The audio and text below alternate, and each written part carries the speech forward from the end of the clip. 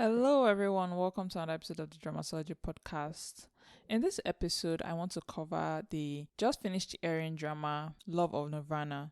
This is a drama that, as of the time of this recording in October, it has already aired all 40 episodes, I believe. And I am just getting in on the action, which is like actually sad because it stars my man Alan Ren, and if you know anything about me, you know anything about my podcast. If you've been listening long enough, you know I really like this actor. And so this is actually shameful of me to just now at this point be starting this drama. But honestly, sometimes some dramas just pass me by. I see the look of it, I just like it like turns me off immediately, and that was the vibe I got in this. Right, I saw the poster, I was like, nah, this is not my vibe. It's a historical political kind of like drama, and the female lead was not given really. So I was like, yeah, I might just put this in my watch when you're really really bored and you have nothing else to watch pile.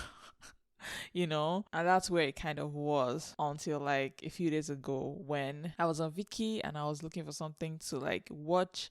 I was just bored of everything. I don't know. Right. And I saw this and I was like, you know what? I can't do this to Alan Ren. I have to give his drama a shot. Like, I can just like decide not to watch it. And so what I decided to do, because usually when I see a drama and I don't like it, like I see the poster, I don't like it, I read the synopsis and it makes no sense. Or like it's just not catching my like attention. What I'll do is that rather than start watching at episode 1, because honestly, if a drama isn't catching me in episode 1, I am out. Like I am out immediately, right? And so sometimes what I'll do, and what I did in this case, was that I skipped to episode like 3 or 4, right? Because somehow, I don't know, episode 1, 2 of like historical dramas are never it. Like something is always just off. And so that's what I did. I just like skipped to episode 3. The minute I saw that mask, I was like, ugh, I can't do this right now. And I skipped to episode like 3, 4, right? And I made the right choice. This has a kind of funny beginning, a cheesy beginning, but it actually is pretty good. And honestly, I should have trusted Alan Ren to choose a good drama. So for those who don't know, I want to give a quick synopsis. Basically, this drama is following a character called Wei Zhao, played by Alan Ren. He is the head of the Imperial Guards in the Liang Kingdom, right?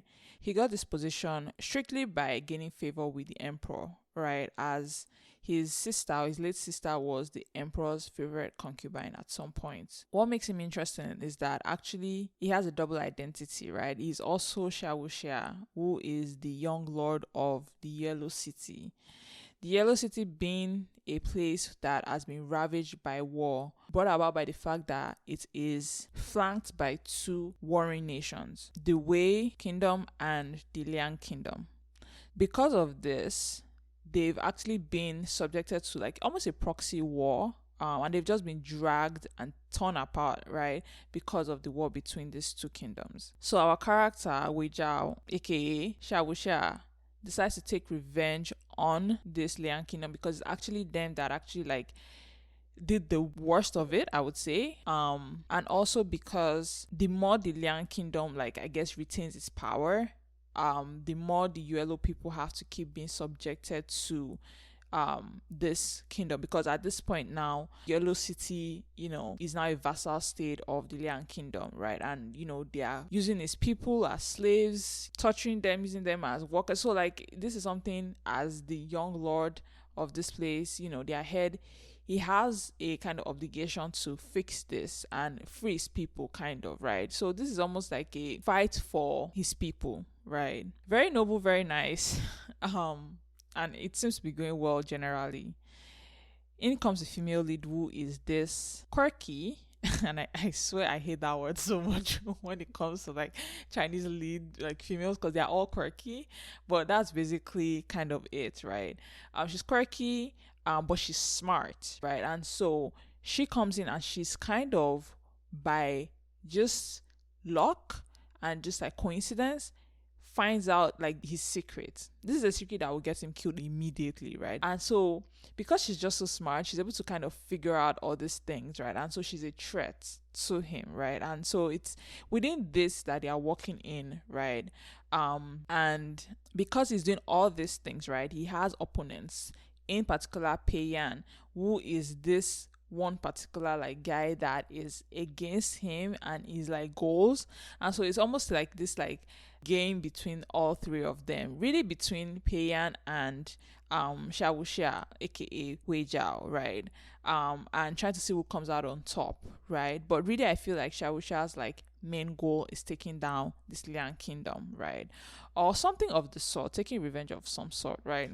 So like I said, I was not particularly interested in this when I first saw it, but I, just like stuck with it, and I got to like episode 10. So I am currently on episode 10, so I haven't gotten really far. So this is really just my first impressions about this drama, because honestly, I'm sold at this point. I am going to, like, after recording this, probably go and binge watch the rest of the 30 episodes, because at this point, it's good, right? It's very, very good. To start with, one of the things that makes this particularly interesting to me is the character of the male lead. The male lead, for all intents and purposes, is a villain. Like, no one can convince me otherwise, right? But it's a villain that you can get behind. It's funny because I'm watching this on Viki, and Viki has a completely different opinion in terms of like the comment section, right? So for those who don't know, Viki has a comment section that just like plays at the top of like all their videos, right, and every episode. And so you can kind of see people's reaction to different scenes as it happens, right? It's very interesting but also very irritating sometimes, right? In this case, it's very irritating because no one agrees with me, or most people don't agree with me, in that they just think he's a terrible person, mainly because it touches the female lead. Because again, I think they read this as like a romance, which it does have, but I feel like at the core of this is like a kind of redemption kind of story. This is a revenge story. It's a fight for, for what you believe in kind of story, and people are seeing it as a romance, and so they kind of hate the male lead. But honestly, the male lead is phenomenal. I find him so phenomenal, right? And this is one I would say that if you're talking about true enemies to lovers kind of story, this is it. In terms of like, this male lead has waterboarded the female lead. And I'm sorry I'm laughing, it's not funny, but oh my god, he has literally waterboarded the female lead. And somehow they're still gonna end up together. Somehow she's still gonna be on his side, because as of now, she's on the side of his opponent, Peiyan, right? But because we know how like Chinese dramas go, we all understand how it's gonna work. We know that she's gonna end up falling in love with him and all that good stuff. So it's very interesting to me that he has such a character, because I feel like I don't see this kind of character often, right, in Chinese dramas. Like they have like villains, right, or they have leads that have like somewhat bad characters, right, but not to this level. I would actually in a way not call him like the hero. He's not the hero of the story. The hero of the story, I think, is Peiyan, right? I would say that our male lead, the protagonist, is the anti-hero. He is the one that, like, you kind of understand where he's coming from, in that, like, all his people, for example, all the women in this yellow city, a lot of them get, like, sold as slaves to be used as prostitutes and stuff like that. This is a kingdom that was once very beautiful, doing so well, promising and everything, and it's turned into, like, a wasteland, right, because of the Liang kingdom. So you can get where he's coming from, and I support his actions 100%. I also like how the drama, I'm only at episode 10 again, so pardon me if I don't know what I don't know, but I also like how the drama is able to kind of show you the evolution of the female lead, to kind of show you why you should kind of root for the male lead, right? So at the beginning, like, the female lead thinks he's terrible, he's trash, he's all these things, and she's not wrong. In fact, she's never going to be wrong in that fact, right? This is factual in that, like, he's doing all these terrible things, right, for his own purpose. And she says at one point that what makes you different from the other side. And that's correct, that's factual. And it's funny, and this is why this drama is so good. At some point to Peiyan, right, again, this is the side of the Liang. He's, basically a staunch supporter of the Liang kingdom. to an extent. I mean, he also has his own like thing in the background, but like he's generally, going to support the Liang kingdom, right? At one point he also mentions that like it's kind of a dog eats dog world, right? Like it's either you step on people or you're stepped on, which I feel like validates Wei Zhao's actions in the sense of that, like, he has to do this or he's going to get stepped on. This is a very AOT, Eren kind of thing, right? Because that's just the truth, right? If you don't act, people will act on you. They will act for you. They will act on your sake, right? And so that's the scenario I feel like the yellow people found themselves in. They wanted to like peacefully, submit to the Liang kingdom. It's in the midst of this that they end up being slaughtered because the truth is, yeah, they might say they did something, blah, blah, blah, but the truth is because they had no power, right? That's why they could step on them the way they did. And this is something that our male lead is trying to rectify. So I like that the male lead is not a good person, right? And he also does not like the female lead. Like at first I thought they like banter was cute and everything. They had those moments, and then he gets to that scene and I realized, oh no, he actually like genuinely dislikes her because she's gotten in the way of a lot of things and she's gotten a lot of people killed, right? And so when he waterboards her, a lot of it is because she causes the death of a lot of people he cares about, right? And this is really something that he cannot stand, and so he like genuinely dislikes her, right, and touches her because of that. And it's only because our female is also smart, and that's like I'll say the second point I have to mention in this that makes this drama really, really good. The female lead is very astute, she's very clever, and she's able to figure things out quickly, right? It's only because the female lead in that scene, right, as she's about to be killed makes mention of the fact that she actually left a note for Pei Yan, right, to see and realize that Wei Zhao is actually the traitor. That's the only reason why she's like able to leave in that moment, right? Like genuinely he was gonna kill her, right? And I just love that whole scene was perfectly done, right? And she mentions that like, yes, it's possible for them not to be able to like trial you on that fact, right, based on just my note, because she's just a maid, right? But at least it will plant a seed in the mind of Pei Yan and the king. And I was just like, this is fantastic, right? This is so good. And so yeah, like I have to say, the male lead is well written. He has his ambitions, he has his goals, and he's sticking to it. The female lead is also very interesting. And again, back to why I like this drama. Third point, they are able to use the female lead to kind of show a switch in the story, right? So at the point where I am currently, right, you can see that the female leads like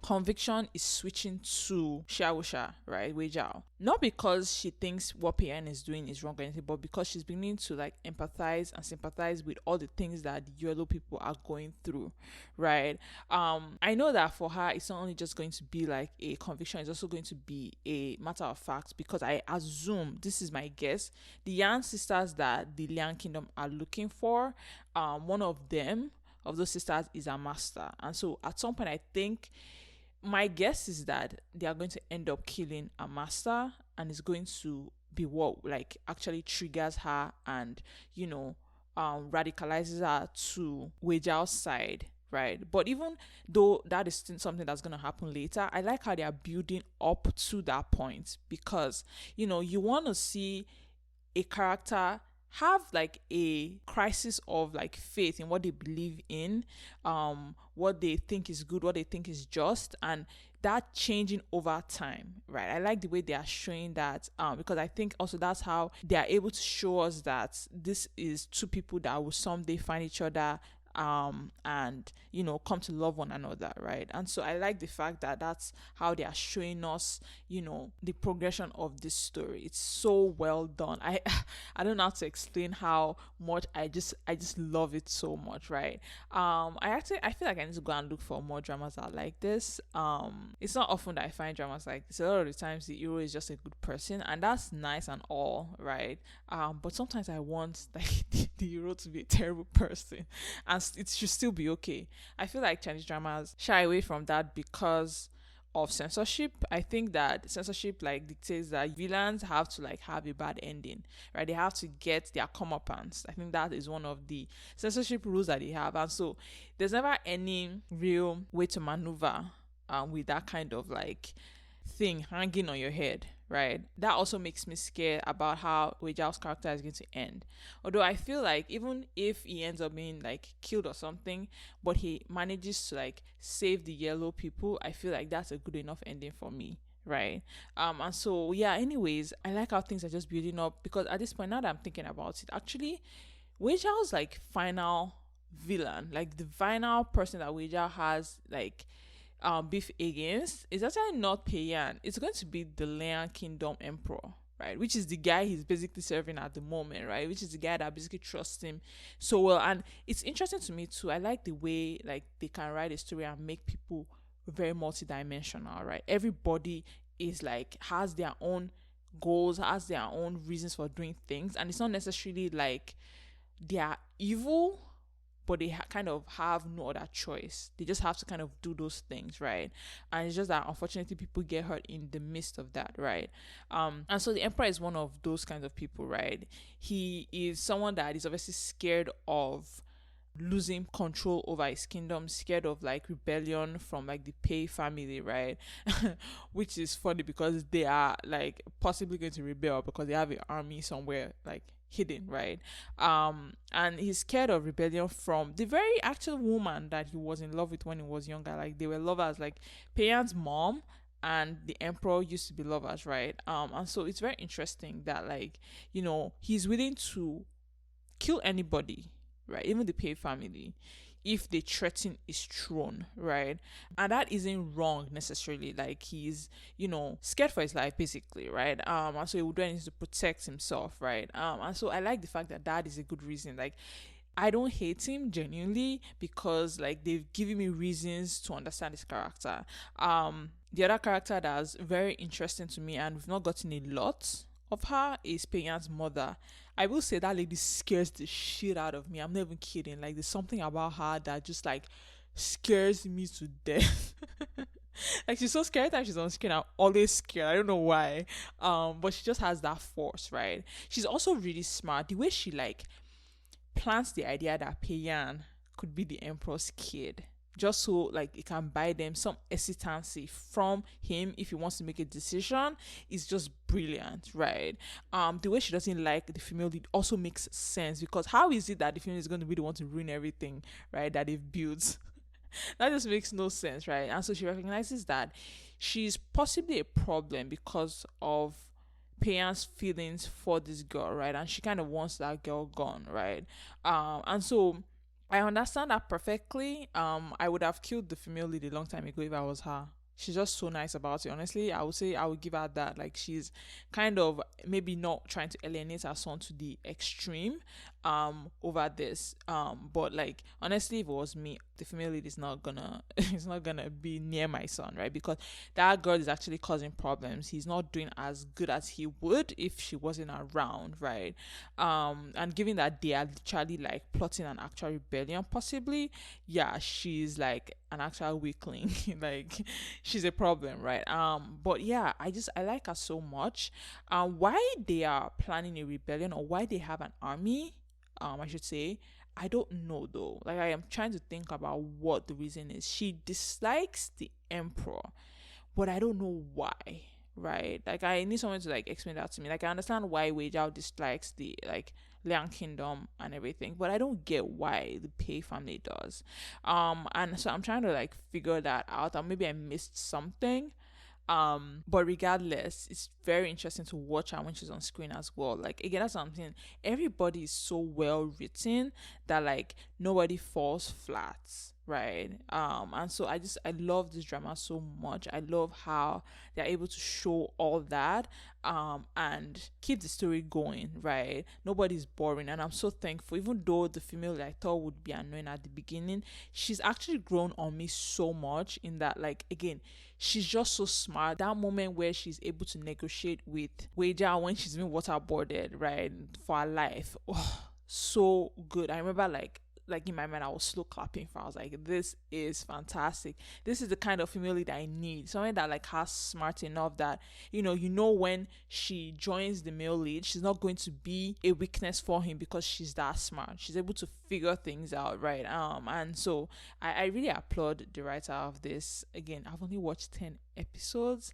and they might still like fall on their head with this, but for now I give this a 10 out of 10. First impressions, it's so good, right? And so yeah, I could keep going on and on about this drama, but I'm gonna stop here. And I would just say, if you're not watching this, I think you should check it out. Like, ignore the first 2 episodes or so, because I don't know, there's just something about the first 2 episodes that reads like every quirky Chinese drama out there. That's like, all those like 24 episodes, historical dramas about the girl being like a good investigator, a good businesswoman, or something like that. That like, but she has no seemingly good sense of like deduction and just like common sense.